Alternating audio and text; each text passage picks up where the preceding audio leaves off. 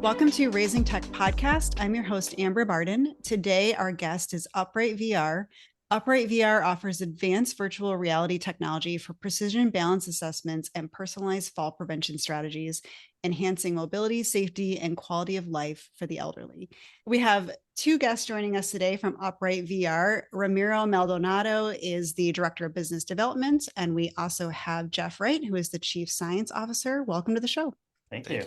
So I am really looking forward to hearing more about UprightVR. I think falls management and falls technology is such a cool area of technology in the senior living space. I think we're seeing a lot of new companies come out into the space. We're seeing a lot of attention paid to it, which is really nice. And I know a little bit about your company and about your product, but I don't know exactly how it works. Let's do introductions and then let's talk a little bit more about what UprightVR is. Cool. Yeah, so thank you so much, Amber. Yes, my name is Ramiro. I've been a physical therapist for, probably a little bit over 15 years now at this point. Practiced clinically for a little over 10, and I geared my clinical education towards vestibular and neurotherapy. What that basically means is that I just catered my education towards what causes balance impairments and what causes dizziness impairments. And that was very much so just where my passions lied in the clinical world. I then moved over into the world of rehabilitation technology, bounced around there for a little while, and then found out about what they were doing at UprightVR. I'm coming on my first year with them. In August will be a year. Congratulations on a year. Thank you. Thanks for that background. Right, over to you, Geoff. Yeah, so I'm the co-founder of the company and the inventor. So I had been working with virtual reality technology for probably over 25 years now, way back before it was even affordable. My background is in neuroscience and engineering, and I'm currently a professor at Temple University in Philadelphia. We started the company back in, I think, 2018, I think officially incorporated 2019, and the focus has been on fall prevention. But really, my background is in studying postural control, and we call it posturography, so balance control. And I'd been doing that for a couple of decades after training with physical therapists, neuroscientists, engineers, and people who have really looked at all the different aspects of what contributes to how we keep ourselves upright and how we balance. And because we're two-legged creatures, we're constantly unstable, and this gets worse with age because we're dependent on regular feedback from our vision, our vestibular system, and our tactile sensors to keep us upright. The idea is we use virtual reality, and we also use some of the built-in gyroscopes and cameras that are built into the headset in order to track whether someone's moving unusually while we're testing their balance. And so that's the main underlying idea of what UprightVR is doing, is it's testing a person's ability to keep their balance in unusual situations and in common situations. So one of the things I've learned about, as I mentioned earlier, there's so many falls technology products out there, is that each company seems to have a really different approach. So there's cameras, there's AI devices, there's the lamp. So why did you decide to go in the direction of VR? What's the benefit of that? How did you come up with that idea as to take as your approach? Yeah, it's a great question because people don't intuitively recognize what's going on with balance, and the fact that virtual reality is actually manipulating your visual input. So it's trying to create a representation of your environment, which is information that you use to keep your balance. When you're standing in a room, you may not know it, but unconsciously, your visual system is taking in information about orientation cues like the orientation of the door and the horizontality of the desk. And unconsciously, your brain is using that to help you keep balance, while simultaneously your vestibular system is giving you, it's like a little gyroscope in your inner ear that's telling you whether you're leaning to the left or the right, or you're moving forward or backwards. And interestingly, with virtual reality, it's actually specifically designed to either have to solve that problem for you or to be able to manipulate that, so you can make someone seem like they're moving all over the place even when they're not. And your brain has to figure out, wow, am I moving the way the vision is saying, or am I moving the way my somatosensory and vestibular system is saying that I'm moving? And so if your brain can't solve that problem, then it's at greater risk for not being able to keep balance. And even though we're not constantly in a world that's being manipulated and spun around, we actually are encountering these types of things all the time. Like you could be standing on a street corner and a big bus passes by you, and that captures your visual system, and it says either something is moving in front of me or I'm moving, and my brain has to figure out very quickly whether it's me that's moving or whether it's something in the environment that's moving. And this gets worse with age, is that we can't resolve that conflict that our brain is subjected to regularly. That's really interesting. Walk me through, if I were to put on your VR headset, what would I experience? How would it feel for me as the person being assessed? And what does the staff person see? And who's typically doing the assessment? Is it a physical therapist? Or tell me a little bit more about those processes. You can definitely have a clinician perform the test if you'd like, but the beauty around the test is that it's a very clean and understandable interface. So what you effectively see as the person undergoing the testing procedure is you'll wear these set of goggles that look like goggles if you're not familiar with the world of VR. And then you're put into this environment that looks a lot like a space capsule. It looks like you're out in space. You could have a look around. It's like a bit of a Star Trek scene, and you're looking out of a window. You get to see this nice galaxy and Earth and all this kind of stuff. So it's just a nice, calming environment. And that's what the individual kind of experience in that VR world. And then the individual that's performing the test, again, they can be a clinician, but it could really be anybody that just knows how to safely guard an individual. Because one of the things I love about the tool is that everything is wonderfully standardized. So when we start the test, it starts this cascade of events where it starts out with saying, hey, listen, welcome to the Upright VR scene. Have a look around. Isn't it cool what you're looking at? Understand that we're next to you the entire time, and we won't start until you're ready. Once they get used to that environment, they get used to the testing procedure. It then even notifies the individual what's going to happen during each one of the tests. For the very first one, it's just, okay, for this condition, all that's going to be happening is you're going to have your eyes open, and you're just going to try to stay as still as possible. And we do that for every single one of the conditions, which there are 8 of. They take 20 seconds total for actual data gathering. So the actual testing procedure is relatively short. It's around 3 minutes or so. Test itself takes about 10 minutes. But again, because it's so standardized, you could have someone who's not necessarily with a clinical background do that testing procedure. Everything is stored in a cloud so that a clinician can then review the results later if necessary. Or if they want to be the one going through that test, they could do that. And testing relatively takes about 10 minutes or so. So that's what they're seeing. And there's some unique things about some of the environments that we introduce to that individual that really help us tease out if this person is highly visually dependent, or if they have an impairment in what's known as the vestibular system, which is what people would call their equilibrium, or if they have anything where they have difficulties with integration of these systems. Are those 3 components that Dr. Wright mentioned before, somatosensory, visual, and vestibular, they all communicate with each other. And sometimes the issue is in the integration and how those systems communicate with each other. And we expose individuals to environments that allow us to tease that out a bit. For instance, one thing that we could do in the world of VR, we manipulate the environment in such a way that one of our conditions, we actually spin the environment a bit, which sounds scary at first, but what we often find is that people see that they're like, whoa, this is cool and interesting. It's not a fast spin, it's just a nice slow spin. And what that helps us to do is tease out those integration issues that I was just mentioning. And so we could pull all this information out. It takes about 10 minutes to perform. And overall, the overwhelming experience has been people just being like, wow, that was really interesting and cool. And I can't believe that I was able to do this entire thing that's going to give me information about my balance in just 10 minutes. And all I had to do was just stand right here and perform this test. So that's the whole thing in a bit of a nutshell. Okay, that makes sense. I could visualize myself going through it as you were describing it. So I'm not an expert, I'm not a clinician, but my general understanding on how falls management, the components of it. So there's the assessment piece, which you're doing. And then after the assessment's completed, there's the care planning and how do we address this? And then there's the actual tracking if a fall occurs and what's the follow-up. So I'm curious, are you focusing on just that first piece or what happens next with the information? And are you able to incorporate any of the other pieces of falls management into your product? Yeah, and it's another really good question, because it doesn't stop with just identifying that there is a falls risk. And we actually have now added in rehab modules so that we can say, if we identify specific fall risk factors and they are modifiable fall risk factors, then we can address them by either doing some standard physical therapy, a balance training course, or Tai Chi, or even dance classes, which really can help with balance. or you can do our virtual reality rehab modules, which we've designed specifically for addressing whatever deficits we've identified by doing the assessment.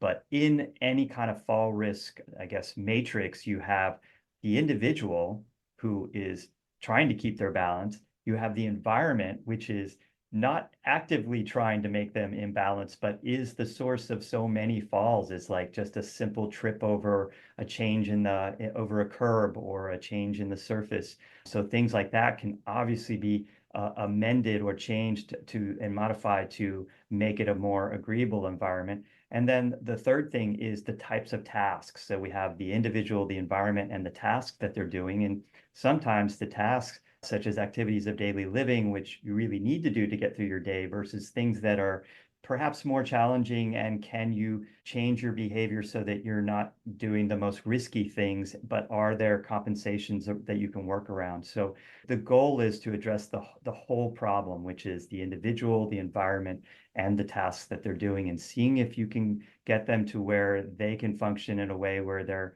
happily and independently getting through their day. Can you talk a little bit more about the environment? How do you incorporate that into the assessment? Is that just more of a physical look, or does your product actually have a way to assess that?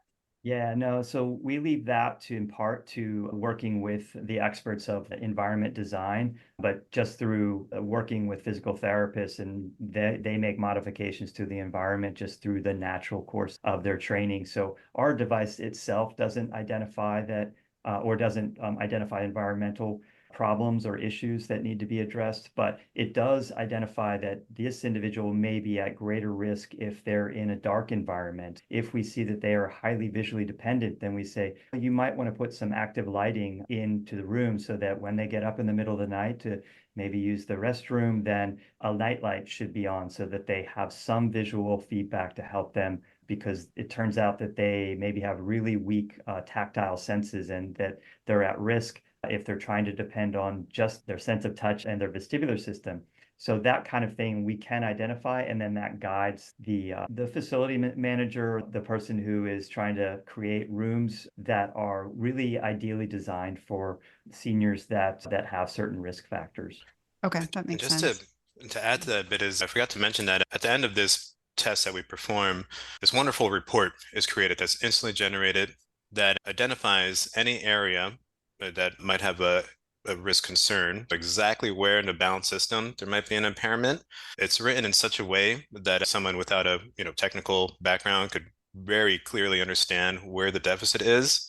But then also in that report is a very kind of scientific breakdown of what's going on. And that's meant for the clinician to then guide their practice. And then overall, what I think is great about the tool is this wonderful fall management piece of it. So we could track all of this information, we store all of this information, and we can see how many people were high risk for falls month by month. And were you able to pull them out of high risk to medium risk to low risk? And so say Mrs. Smith comes in at high risk, and you're able to pull her through ideally to low risk by following maybe some of our rehab protocols as well as some of the protocols that you may put in place. But if you suddenly were to see a drop in Mrs. Smith, we got her to low risk, and now all of a sudden we test her, she's back to high risk again.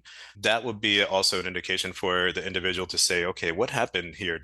Is there a change? Was there a change in medication? Was there a change in medical status for this individual? So you could get ahead of any issues before ideally she's had that fall. So you could go into it, it'll give you that impetus basically to deep dive and figure out what's going on here.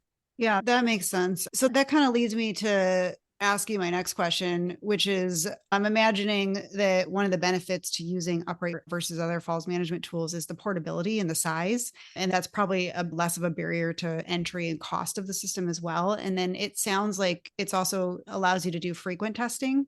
So can you tell me a little bit about what are some of the other advantages of your product versus others? And then how often do you recommend doing these assessments and testing? And I'm assuming that would be an advantage over some of these other systems that are a little bit more cost prohibitive or have to be operated by a skilled clinician. Yeah, that really is one of the things that was in the main thrust of this device. Is there's some really great equipment that's been around for decades. And yet if you go into clinics or you go into CRCs, you're not going to see this equipment. It can cost over 100,000 and it has this huge footprint. And once it's set, it's not moving. What if we could take that type of research grade and clinical grade equipment and make it portable and then be able to take it to the room of a resident or take it on the road if you needed to go do home care. So it is just the headset and a little piece of clinical foam that we use to manipulate the stability of the ground. So that's all you need, and it's all weighs all of a couple pounds, and you can carry it anywhere. So that means you can test somebody as frequently as you want. If you have somebody that has changed health status or changed medication, or they came in saying, I recently fell and I'm scared to get going again. And so you can assess what might have caused this fall and determine whether they have some sort of sensory motor deficit. And then you can start addressing that. And then you can test them again every week or so. And you could do it in the safety of their home, or if they're able to get to the clinic, then that's certainly an advantage. Yeah, we call it ultra portable because portable is now being co-opted by people that have giant pieces of equipment. That is, if you're a heavy, then you can actually move this equipment around, but you don't need to be a weightlifter for ours. You just need to be able to carry an attaché case or something like that. Yeah, I definitely don't want to downplay that because Dr. I mentioned, so this tool is capable of performing an advanced test that in order to perform this test, you would be out in the field looking for something called computerized dynamic posturography. And as Dr. Wright mentioned, the tools that are currently in the world that could perform that are extremely large, take up an entire room, and again, start at around 100 to 100K. And this is as sensitive as a tool as that. You could bring it directly to the resident right in their room, a fraction of the cost, which is just a reason also why I was very drawn to the team and the product and its capabilities for the sheer power that it is portable.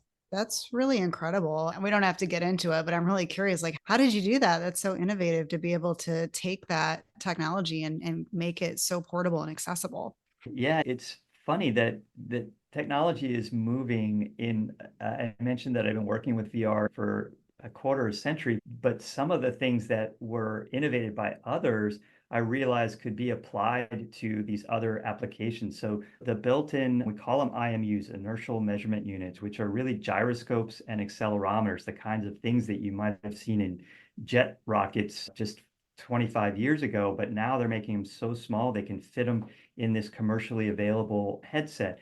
But what we had to do is then compare that to other really using expensive equipment that I had in my laboratory. We compared how reliable that was, and we showed that it really is just as good as some of this expensive equipment. So now we need to develop our own algorithms to see if we can then quantify the change in postural control. And we use I'm trying not to throw out fancy words, but some things like kinematics, which is the measure of your body movement. And we can quantify that down to the millimeter accuracy and say, oh, if you've got a change in your kinematics, then that means that you're probably showing some deficit in your sensory motor system that wouldn't be detectable by just visually inspecting someone. So you can watch somebody try to keep your balance and you can say, only if someone is wobbling around like a drunken sailor can you tell that they probably have a balance deficit. Whereas with this device, you could have very subtle deficits that we can pick up on and quantify them and then get an actual fall risk ratio. It's amazing.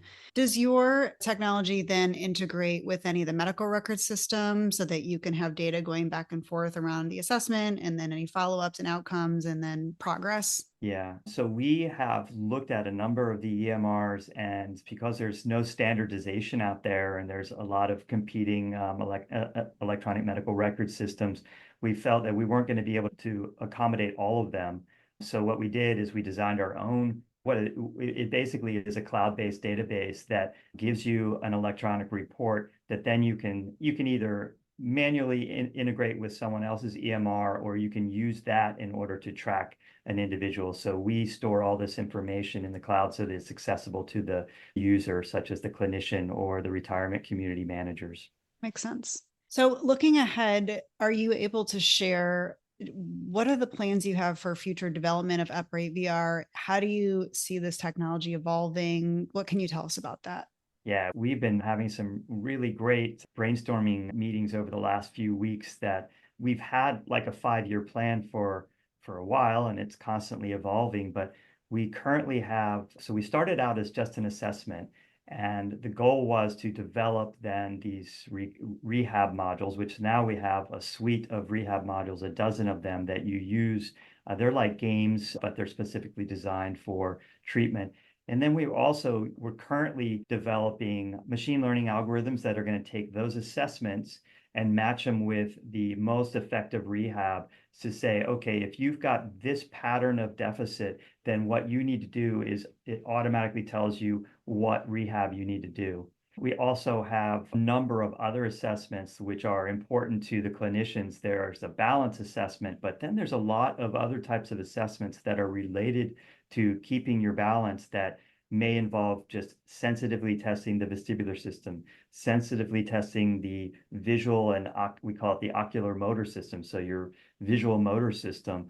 And so we're designing other assessments, which we've been validating in some studies that I'm doing in my lab. And now we're just incorporating them into our commercially available offerings. So those are really close to they're more than on the horizon. They're actually, some of them are already pretty close for release, and they just need to go through some internal testing. And others are going to take a little bit longer to develop, but I think that reasonably some of these can be integrated within the next 6 months. Wow, exciting. Ramiro, question for you. We've covered a lot in a very short period of time. Is there anything we haven't talked about that you want listeners to know about UprightVR? Yeah, for sure. Some things I consider falls a silent epidemic that is going through just all populations. And some of the biggest indicators for fall is one of the biggest one is obviously, have you had a fall in the past year? That's a clear risk for fall. The second one is a fear of falling. So that's another very high indicator that someone's going to fall soon. What I find about fear around something, it's often about not understanding a thing. So people just don't really understand why they're in balance. So what they tend to do is they just unfortunately start to actually slow down and start to sit more and become more immobile, which actually starts to increase the risk of potentially having a fall. What I think is really powerful about our tool is that it's an empowering tool because we identify exactly where in your profile you have a deficit. It helps you to understand this beast essentially. You know exactly where it is, and it's not a fear-inducing thing, it's an empowering thing. And so now you're armed with, oh, okay, this is exactly where I need to address my impairments, and this is how I can get better. And people start to realize, oh, okay, this is not a sentence where they're definitely going to fall. This is now a way out and how I become more mobile and more independent again. So that's something I just really want to out there for people to understand about the tool and where I see it. I love that you said that. And I love that you're framing it as an empowerment tool because combined with your accessibility and portability, it really brings the ability to assess for falls to a much broader audience, it sounds like. If I can add to that, I think, and Ramiro knows this, all of our case success stories, one of them is exactly that, where we tested a bunch of seniors and many in a series of the 4 that we actually quantified. We said they all came in with very high fall risk. We put them through about 6 weeks of physical therapy or Tai Chi. And at the end of it, they all had improved and gotten their fall risk significantly down. And many of them said they were just so pleased when it was for them, it was a competition in their mind to say, I can change those numbers. And they all did. They all just went from lots of reds to lots of greens, which is a positive movement. And it was really nice to see how excited and involved invested they were into taking power over this. Usually you get a bad medical report from your doctor and you think, oh no, my cholesterol's high. And then you realize that you can do things to lower this, or you can do things to improve your balance. That's such a positive note to end on. So thank you for sharing that story. And thank you so much to both of you for joining us today. If listeners want to learn more about UprightVR, how can they find you? Yeah, so we have a website, uprightvr.com. There's a request for info at the bottom there. If you want to reach out to me directly, my email address is my first.last at uprightvr.com. So that's ramiro.maldonado@uprightVR.com. I try to respond as quickly as possible. Again, our website, the info email there at the bottom of that website, as well as my own email. Feel free to reach out. Happy to talk about this stuff. Excited to talk about this stuff. Yeah, fabulous. We'll post that in the show notes as well. And thank you so much both for joining me today. Yeah. Thank Thanks you. for inviting us. A very good time. You can find us online at raisingtechpodcast.com, where you can see all of our episodes and contact us to provide feedback or submit an episode idea. We are on social media everywhere at Raising Tech Podcast. If you enjoy Raising Tech, please leave us a review and share with a friend. Music is an original production by Tim Riesig, one of our very own Parasol Alliance employees. As always, thank you for listening.